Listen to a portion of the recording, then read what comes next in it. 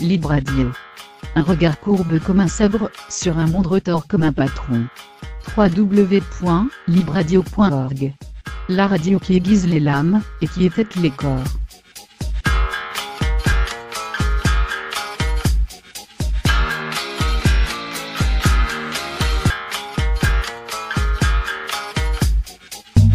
Nous sommes le 11 juin depuis l'Unimail. Alors l'Unimail, c'est à Genève, c'est un grand bâtiment dans lequel se trouvent différentes facultés. Et nous sommes en compagnie notamment de Mathieu pour le côté suisse.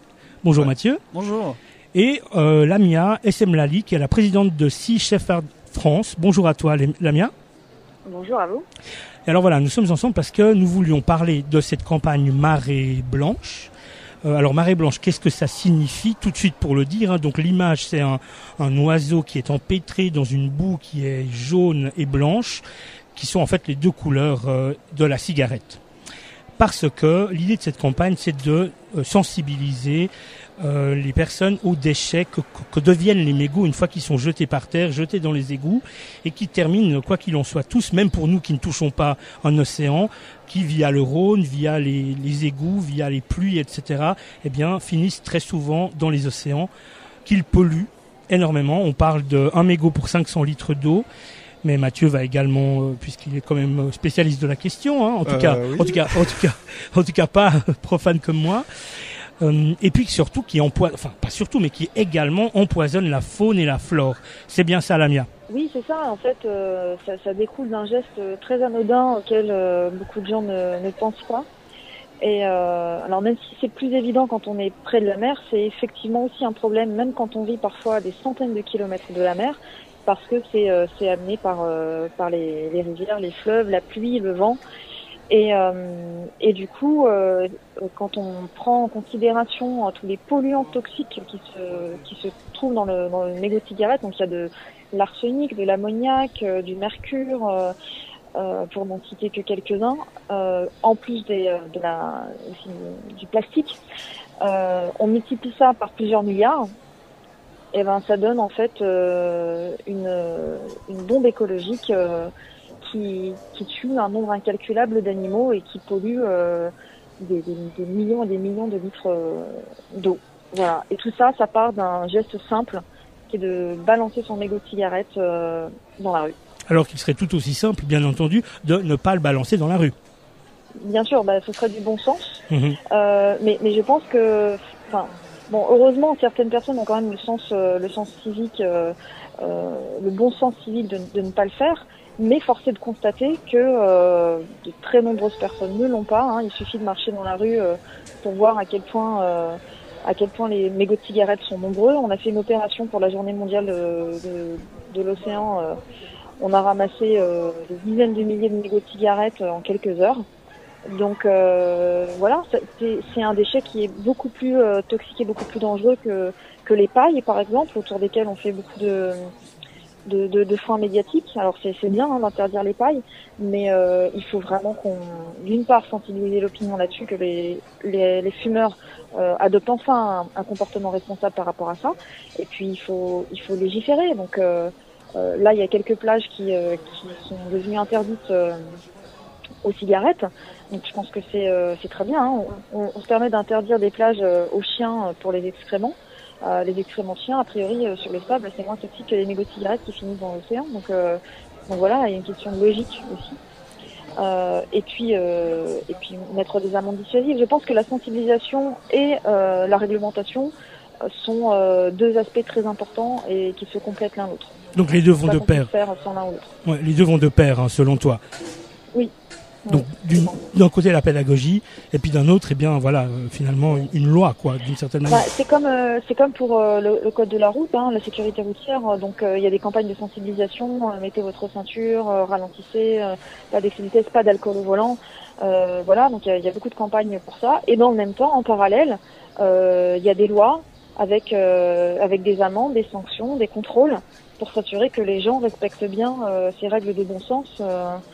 Et très souvent malheureusement en fait, si la réglementation n'accompagne pas la campagne de sensibilisation, souvent le résultat n'est pas au rendez-vous, pas suffisamment en tout cas, parce que là on parle vraiment de milliards de négos. Donc il suffit pas de sensibiliser une petite proportion, il faut que tout le monde change. C'est ça qui est très difficile, et vite en plus. Donc c'est encore plus difficile. Alors la campagne, elle s'appelle Marée Blanche, elle a commencé le 8 juin 2019 et on la trouve sur le site www.seasheffard.fr. Mathieu, de ton côté, alors quels sont les commentaires que tu as envie de faire là à brûle pour point? Oui, alors Lamia, t'as parlé de l'interdiction des pailles. C'est une nouvelle, c'est l'Union européenne, si je me trompe pas, qui a sorti cette loi, cette future loi qui ce sera en 2020. Oui, future loi, oui. Ouais.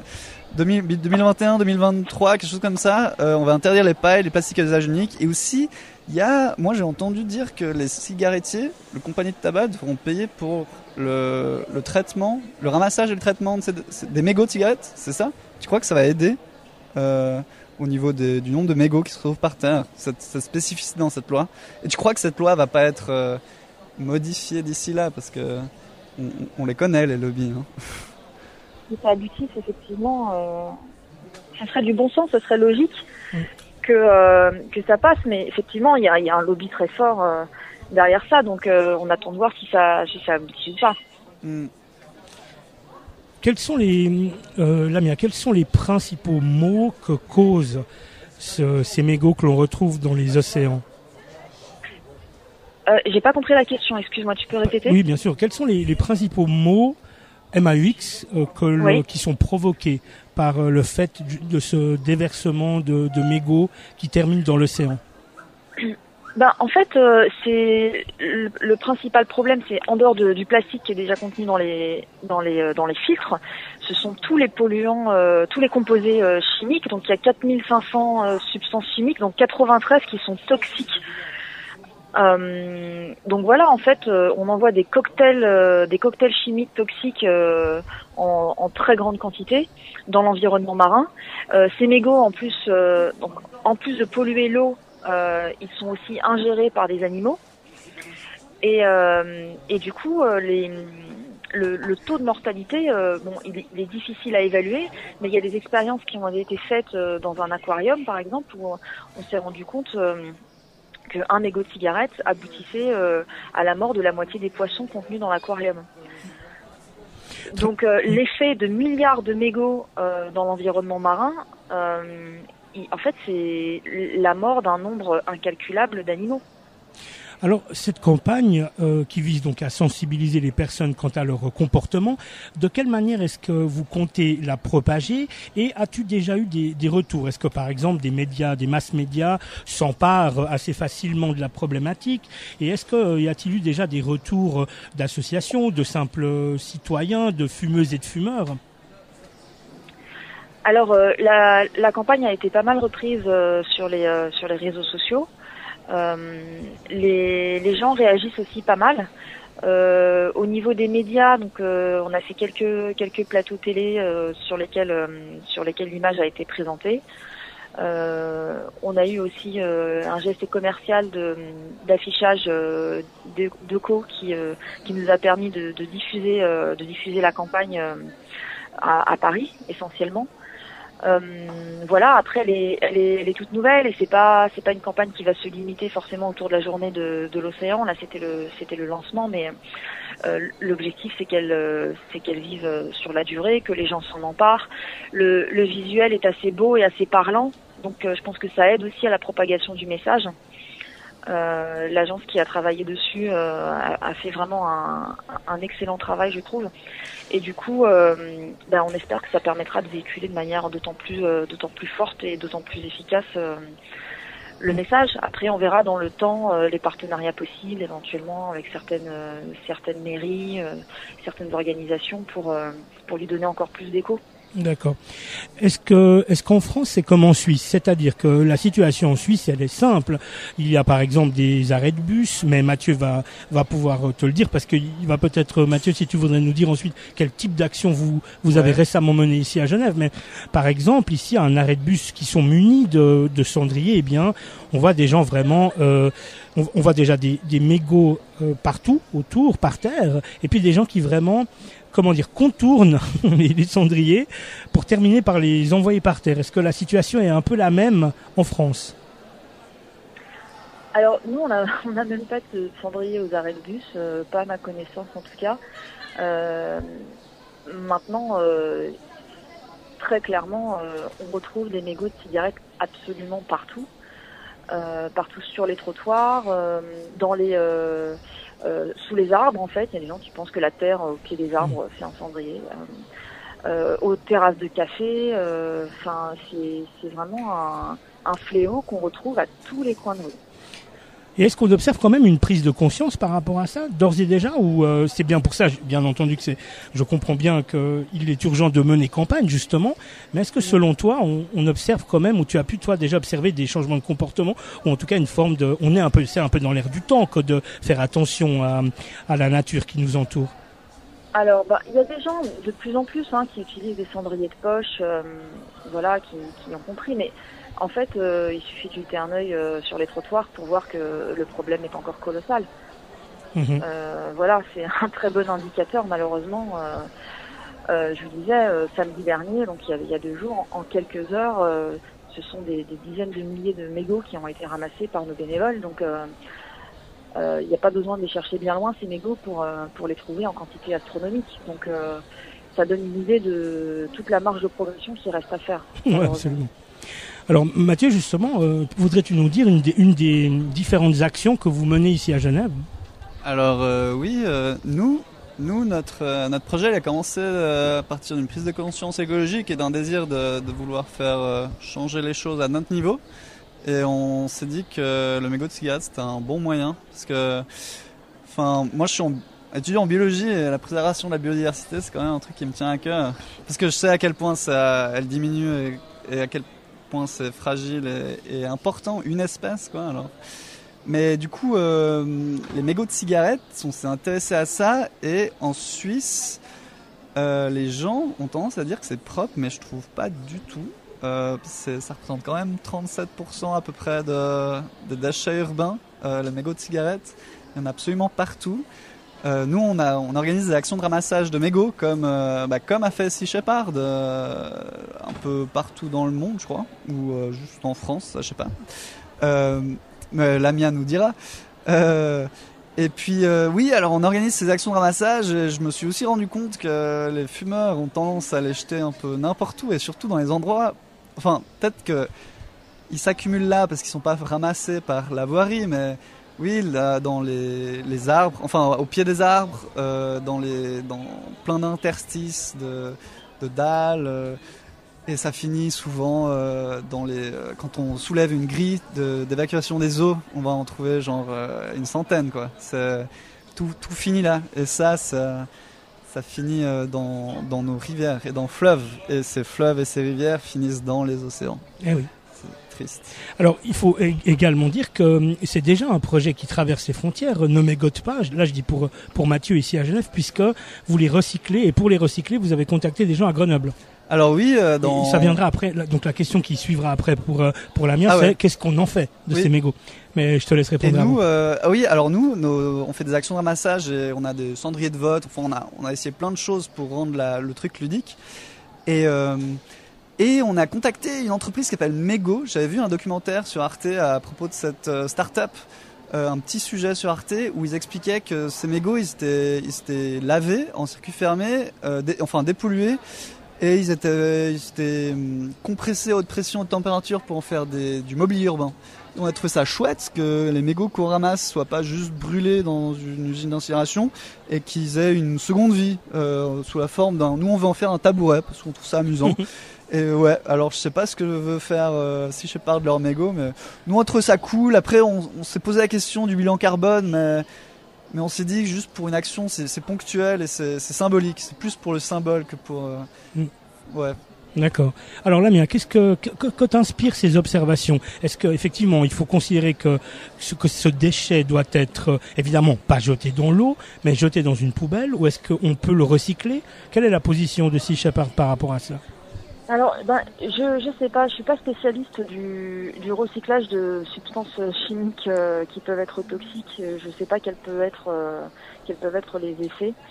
Je pense qu'il serait effectivement de la responsabilité des fabricants de cigarettes de gérer ce problème-là sans leur laisser non plus le champ décisionnel complètement libre. Il faudrait travailler avec des chimistes pour voir ce qu'on peut en faire pour réduire l'impact du recyclage de ces matériaux. Donc voilà, pourquoi pas en faire du mobilier urbain, mais encore une fois, je me pose la question aussi de savoir ce que ça peut donner avec toutes les substances chimiques que ça contient.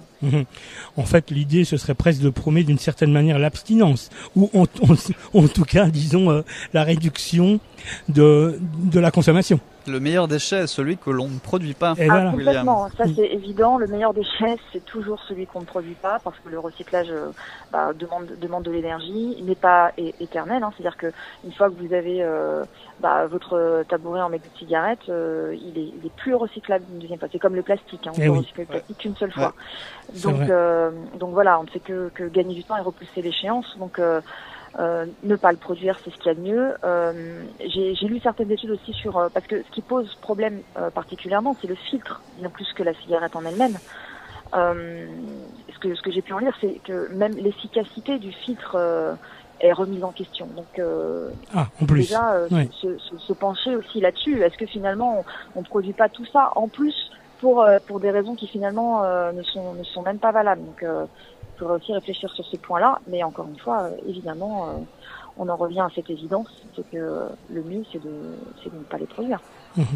Est-ce que c'est extrêmement dur de se battre contre tous ces gigantesques lobbies des cigarettiers qui écument, qui essaiment un peu partout et qui ont accès peut-être beaucoup plus facilement à une communication de masse et à des relais et peut-être, si j'ai bien compris, même si j'ai bien lu quelques papiers, qui font d'une certaine manière de la recherche dans leur côté, peut-être en orientant quelques informations?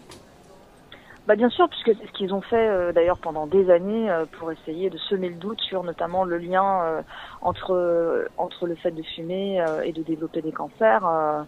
Voilà, c'est quelque chose qu'ils ont remis en question grâce justement à l'heure scientifique et à leur pouvoir de lobbying. Donc ils ont un pouvoir qui est colossal sur le pouvoir politique et donc c'est très compliqué. Nous là à l'heure actuelle on s'attaque même pas à ça. On essaye surtout de parler à ceux qui sont en bout de chaîne, c'est-à-dire aux fumeurs. Ouais. Donc en fait c'est ça, on gagne ce combat en touchant à la base aux consommatrices et aux consommateurs directement. Alors je sais pas si on le gagne. Honnêtement, je sais pas. Je sais que c'est un combat qu'il faut mener et il faut se battre et jusqu'au bout. À savoir si on va le gagner, moi j'en suis même pas certaine parce que l'ampleur de la tâche elle est énorme. Voilà, comme je disais là, c'est des milliards qui finissent dans l'océan. On est très très très loin quand même d'une prise de conscience massive et générale suffisamment importante pour que la pour que la donne change, pardon. Et donc voilà, c'est un véritable challenge. Je pense qu'il faut pas non plus se leurrer, c'est pas facile. Maintenant, c'est pas parce que c'est difficile qu'il faut pas tout faire pour y arriver. Donc voilà, est-ce qu'on va gagner le combat? Je sais pas. Est-ce qu'il faut le mener? Oui, certainement. Est-ce qu'on peut dire que la situation est délicate en Europe et elle peut l'être carrément, elle est peut-être même déjà tragique dans certains lieux géographiques? Elle est tragique au niveau planétaire. Là vraiment, on a fait de la planète un petit village, donc tout ça est très lié, très connecté. Les pollutions des uns sont renvoyées chez les autres. Donc il nous faudrait il n'y a pas de frontières en fait. Ouais, voilà, c'est ça. Il nous faudrait d'une certaine manière des lois transversales ou une prise de conscience complètement transversale pour pouvoir. Alors oui, mais surtout il faut pas attendre que tout le monde s'y mette pour s'y mettre, parce que c'est ça le piège aussi. Donc il faut avoir valeur d'exemple. Et c'est vrai que par exemple, on a lu pas mal de choses sur le fait que 90% de la pollution dans l'océan viendrait de fleuves en Asie et en Afrique, et on oublie de dire qu'en fait nous on envoie nos déchets plastiques se faire retraiter là-bas, donc c'est voilà, la responsabilité elle est partagée. Ceux qui consomment le plus, c'est de toute évidence les pays développés. Dans les pays en voie de développement, il y a une problématique aussi, mais ils récupèrent aussi nos déchets. Donc, on peut pas s'en décharger sur eux. Donc, c'est en ça que ceux qui ont les moyens de prendre les mesures devraient être les premiers à les prendre. Et ce sont les pays développés. En tout cas, à nous de faire également pression sur sur ces lobbies, sur nos politiques, pour qu'effectivement des décisions radicales soient prises urgemment, en fait. Selon toi, est-ce que la vapoteuse, la cigarette électronique, ça peut faire partie des solutions? Ou ça n'est qu'un leurre, une chimère? Je suis pas sûre que écologiquement parlant ce soit meilleur. Faut voir en termes de fabrication et pareil de déchets, le déchet que ça peut représenter. C'est pas de la matière organique, biologique et compostable. Donc voilà, on n'a pas le recul suffisant par rapport aux mégots de cigarettes, mais ça me semble pas être la solution miracle, en tout cas, non. Ouais, d'accord. Ouais, parce que c'est vrai que moi, j'y connais rien. Je sais pas, Mathieu, toi, tu sais quelque chose concernant les cigarettes électroniques? Est-ce que... Alors, c'est vrai que entre les composants, entre la substance que l'on met à l'intérieur. Ouais. Alors, il y a deux types de. Moi, de ce qu'on m'a dit, c'est qu'il y avait deux types de cigarettes électroniques. Il y avait les cigarettes normales tu mets une substance dans du coton et ça chauffe le coton et cette substance tu la vapotes, ouais. Et ça crée pas vraiment de déchets à part le fait d'acheter cette cigarette électronique et de faire ton petit mélange de produits toxiques à fumer. Et sinon c'est un truc que Philip Morris a sorti, les IQOS là, les IQOS, et ça crée et ça j'en retrouve plein pendant mes actions de ramassage.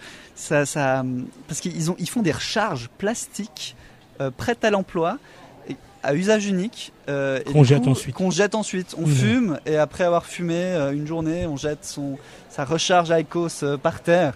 Et ça, j'en ai retrouvé plein. Et ça, c'est pas du tout recyclable. Ça, c'est vraiment du plastique pur et dur. Hein. Non, d'accord. Mais ça, typiquement, ça devrait être interdit aujourd'hui. Enfin, c'est hallucinant. Ouais, c'est sorti il y a 2 ans ce truc. Le lancement de ce genre de produit.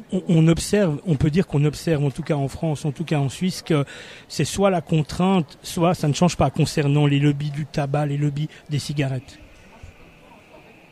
Mais je pense que malheureusement, c'est le cas pour beaucoup de choses dès lors qu'on essaye de restreindre un tant soit peu les libertés. C'est comme pour la limitation de vitesse. Vous voyez, si on disait bon, ça serait bien que vous ne rouliez pas au-dessus de 110 km/h, mais qu'en fait il n'y a pas de loi et il n'y a pas d'amende, il n'y a pas de sanction, vous pouvez être certain que on dépasse tous les 110 km/h. On est un peu pressé, on y va.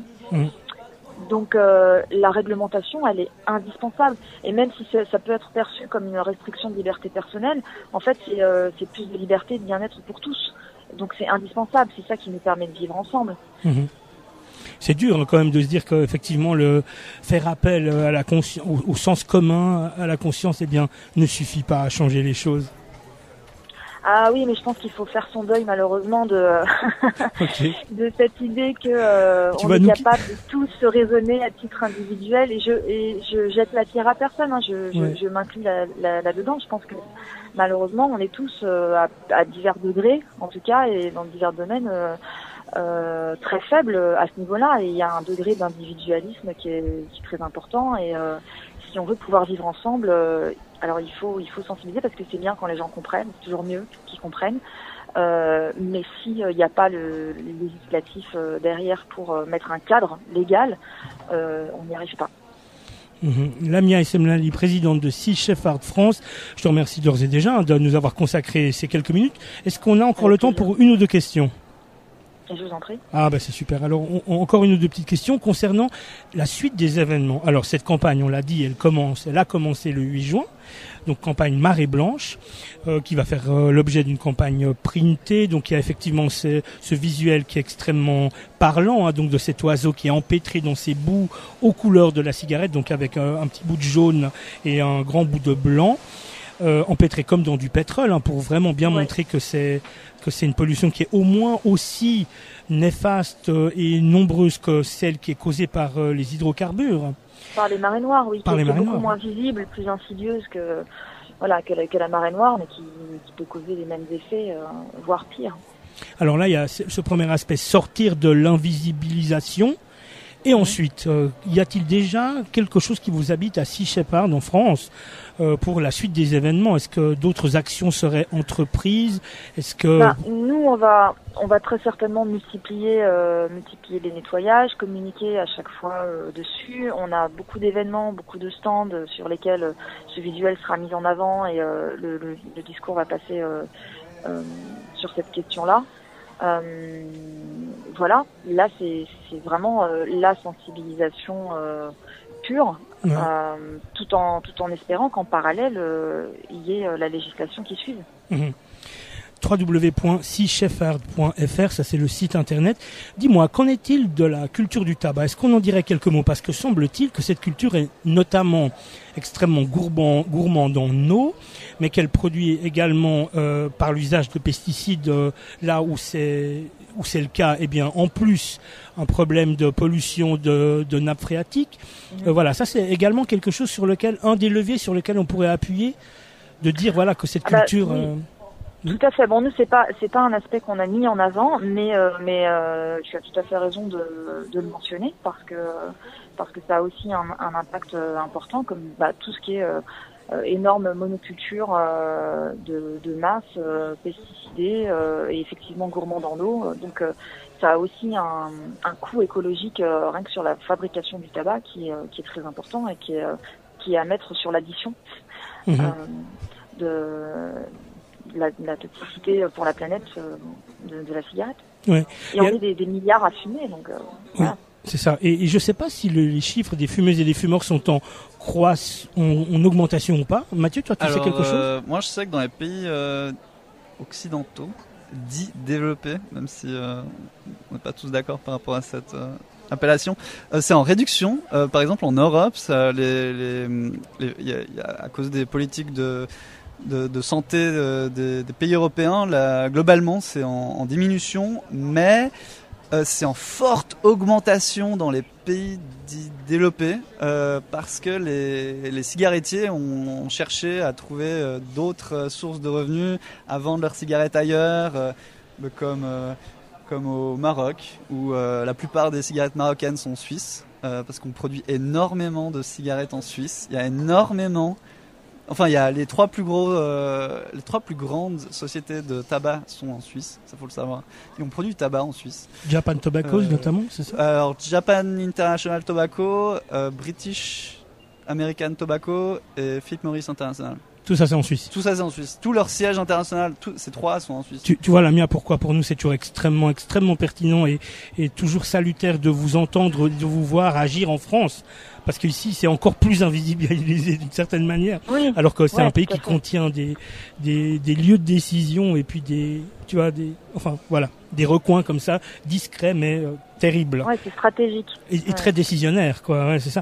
Concernant, alors, pour en terminer, on va doucement arriver à la fin de cet entretien, mais j'aurais encore voulu t'entendre sur les cigarettes de contrebande, parce que j'ai là aussi lu ici et là que de plus en plus de cigarettes de contrebande, notamment voyageaient de pays justement lointains, des antipodes jusqu'à la Suisse, la France, et que, eh bien, ces cigarettes-là étaient encore plus nocives et encore plus polluantes. Est-ce que c'est le cas? Oui, c'est ce que j'ai pu lire aussi. Ça semble assez logique en fait, puisque ce sont des cigarettes de moins bonne qualité, plus bas de gamme, et donc oui, encore plus toxiques. J'ai entendu là récemment un contrebandier qui a été arrêté avec je sais plus combien de tonnes de cigarettes dans un container, qui a écopé d'une amende de je crois de 2 millions d'euros. C'est colossal, mais ça montre aussi le pouvoir du lobby des cigarettiers, parce que quand on est pris avec, pour braconnage ou pour trafic de faune sauvage ou d'animaux protégés, on prend pas le millième de cette amende. Donc c'est là aussi que ça montre un peu le pouvoir des cigarettiers qui luttent contre la contrebande, puisque c'est un manque à gagner pour eux. Ouais. Mais qui les produit, ces cigarettes? Est-ce que Lamia, est-ce que toi tu le sais, ou est-ce que Mathieu, toi tu le sais au bout du compte? Parce qu'il faut bien qu'il y ait, si on a tellement, il faut bien que ce soit des industriels d'une certaine manière, ou enfin, comment sont-elles produites? Est-ce que quelqu'un sait? Mathieu, toi, tu aurais un élément de réponse? Moi, j'ai aucune idée, mais enfin, si, il y a peut-être mais elles viennent d'autres pays. C'est les producteurs, c'est les mêmes producteurs, mais elles viennent d'autres pays. Parce que je sais que la qualité des cigarettes varie entre les pays. Par exemple, la Suisse produit plusieurs qualités de cigarettes et elle produit des cigarettes qui ne seraient jamais vendues en Suisse, mais elle les exporte. Mais quelle horreur. Ouais, ça c'est une étude de Public Eye Watch, Public Eye, tout à fait. Public Eye, qui a sorti une étude sur les cigarettes et montrait que les cigarettiers suisses produisaient des cigarettes plus nocives pour les pays, enfin plus addictives, qui contiennent plus de nicotine, à des taux trop élevés pour la Suisse, et ils les envoient dans un souci au Maroc. Et ça, c'est dans un souci d'économie, enfin, c'est-à-dire de faire plus d'argent Ouais, et de faire rendre plus les d'argent, gens de faire plus d'argent, ouais. Et de rendre les gens Ouais, plus dépendants ouais. encore. Ouais. Et ce type de pratique existe en France, crois-tu, Lamia? Alors, je sais qu'on a beaucoup de cigarettes de contrebande en France. Hein. Moi, j'en vois souvent qui les vendent à la sauvette. Je sais pas du tout d'où elles viennent, par contre. D'accord. Mais ce que tu dis, Mathieu, ça me semble faire sens. Hein. Malheureusement, Ouais. l'exportation de produits nocifs et bas de gamme à des pays où on est moins regardant, où on a moins de moyens. Mais c'est malheureusement quelque chose qu'on retrouve dans plusieurs secteurs. Donc, mais tu penses qu'on pourrait imaginer pousser le vice jusqu'au fait que voilà, ces grands lobbies de cigarettes en produisent également d'autres à dessein, c'est-à-dire en se disant bah voilà, on va les vendre là-bas et puis si elles reviennent en contrebande, eh ben on s'en fiche. Est-ce que vous pensez que ça c'est du domaine du possible ou là vraiment j'exagère? Non, moi ça me surprendrait pas plus que ça. Ouais. Franchement, en tout cas, bon, ce qui serait intéressant, quand on voit ce qu'ils ont été capables de faire, quand même, pour faire, reculer toute la communication autour du cancer lié à la cigarette. Enfin, on parlait quand même de millions de vies. Hein. Donc, il y a pas trop de morale dans tout ça. Ouais, en tout cas, ce serait intéressant de rechercher un petit peu et puis effectivement de débusquer le fin mot de l'affaire, parce que si effectivement c'était le cas, clairement là je pense qu'on avancerait quand même en termes en tout cas d'opinion publique, et j'imagine que là les médias mainstream ne pourraient plus tergiverser quoi. Je pense que c'est une piste intéressante effectivement à creuser. Y a-t-il maintenant que Sea Shepherd effectivement promeut et mène cette campagne de futurs partenariats, de futures ONG qui vous rejoindraient, avec lesquels on pourrait faire une énorme chambre de résonance? Pourquoi pas? Moi, je pense que c'est un sujet qui peut être assez facilement fédérateur. Ça concerne énormément de gens. C'est un message qui, à mon sens, est quand même très très audible. Donc, pourquoi pas, hein. Il y a d'autres associations aussi qui sensibilisent sur le sujet. Nous, ça fait longtemps qu'on ramasse des mégots de cigarettes, mais c'est vrai que cette campagne et ce visuel-là ont eu l'avantage de vraiment catalyser l'attention là-dessus. Mais après, sur le long terme, pourquoi pas travailler avec d'autres pour diffuser encore plus fort le message, clairement. En tout cas, l'appel est lancé. Et cette campagne, au fait, est-ce qu'elle est internationale? C'est quand même important que ce soit global, quoi. Ah oui, bien sûr. Ouais, elle a été traduite en de multiples langues. Il y a plusieurs antennes de Sea Shepherd qui l'ont relayée, chacun dans sa langue. Bon, c'est une problématique qui est mondiale, hein, donc c'est important que ce soit relayé en dehors de la France et pas qu'en France. Bien sûr. Alors c'est la Marée Blanche qui est une campagne de Sea Shepherd, seashepherd.fr, une campagne qui vise à dénoncer les milliards de cigarettes qui polluent les océans, lancée le 8 juin 2019 à l'occasion. Je crois que c'était la journée des océans, c'était le 5 juin, c'est ça? Le 8. C'est le 8 juin. Ah, pardon. Le 8 juin. Donc c'est le même jour que là, oui, j'ai mal lu. Et donc voilà, à partir du 8 juin, donc cette campagne a cours, on la retrouve sur le site internet www.seashepherd.fr.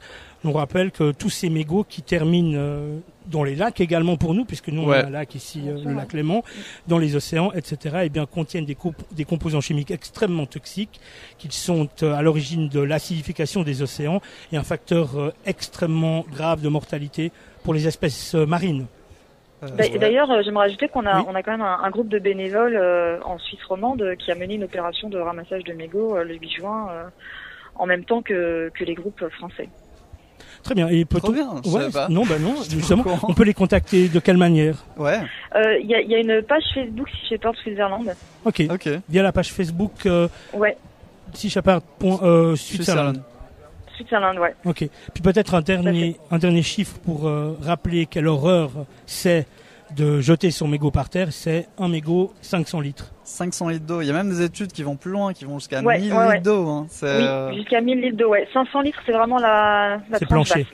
Ben voilà, ça, Ouais. on va terminer là-dessus si ça vous va tous les deux. Merci, ouais. Merci Ouais. beaucoup Lamia Essemlali, présidente de Sea Shepherd Merci à vous France. deux. Merci, beaucoup Lamia. Mathieu qui donc s'occupe de Merci, Ne William. mégote pas ici à l'université de Genève. On en a déjà parlé et le Ouais. podcast sera mis au libellé de cette interview parce que c'était extrêmement intéressant de voir qu'à Genève il y a aussi des comportements que l'on pourrait changer et voilà, de populations dont on ne s'attendrait peut-être pas. Merci beaucoup Lamia et à bientôt alors. Merci encore, avec grand plaisir. À Oui, bientôt. Merci, au revoir.